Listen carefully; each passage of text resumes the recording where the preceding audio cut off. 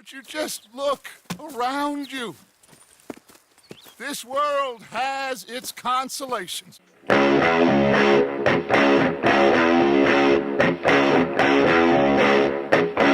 Hello all, this is Eric, the Lonepinewolfman, back with another episode of Red Dead History. So I've been playing Red Dead Redemption 2 every free chance I have, looking for historical content on events and people. And as I explored the game, one essence became readily apparent: the frontier. The game map is huge, and you really get a sense of a vast, wild land between the towns. Frontier is a broad term that can include many things, but every time I play the game, I feel like taking a picture. So today I'll just focus on the environment we encounter in the game, and those the real outlaws and cowboys had to face. Red Dead Redemption 2 has more animals in it than its predecessor, and several of them are dangerous. Most of them were actual animals that cowboys, frontiersmen, and anyone else in the West had to face, and usually by surprise.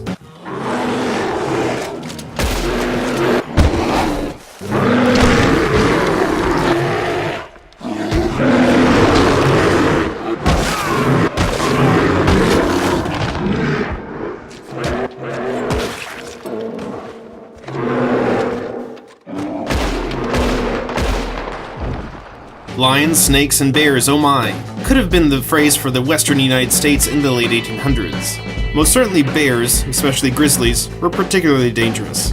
Their size and power, and the habit of people startling the bear, made for a deadly mix. And they went after cattle in the early days as well. So, cowboys and many others went out of their way to exterminate them. Vaqueros in California even had a game of sorts where they would rope the grizzlies, transport them to a bullfighting area or arena, and in that arena would release a wild bull and let them fight to the death.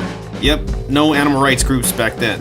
By 1899, many bears of all kinds were killed out in many areas of the US, and many species still have yet to recover their populations. California's state flag, originally from the 1840s, depicts a grizzly on it. And less than 80 years from its creation, there were no wild grizzlies left in the state. Bears, however, were not the only threat. Buffalo could be dangerous as well, because of their obvious size. To remedy that, many hunters preferred forms of sniper rifles and shot them from a distance. Mountain lions, also known by a variety of other names, puma, cougar, and my personal favorite, mountain screamer, were especially deadly. Silent, agile, and strong, these animals posed a threat to man, horse, and livestock. I had only one encounter so far with a big cat, and it did not end well. Honestly, they were the reason I always tried to avoid the Rio Bravo region in Red Dead Redemption. Yet big predators and massive herbivores were not the most dangerous animals to the Westerner. That title belonged to the smaller animals: snakes, scorpions, and little varmints. Prairie dogs and their large fields of holes were especially deadly. Many a horse broke their legs while tripping in them, throwing the rider and often causing severe injury and death at worst, and leaving the rider stranded at the least.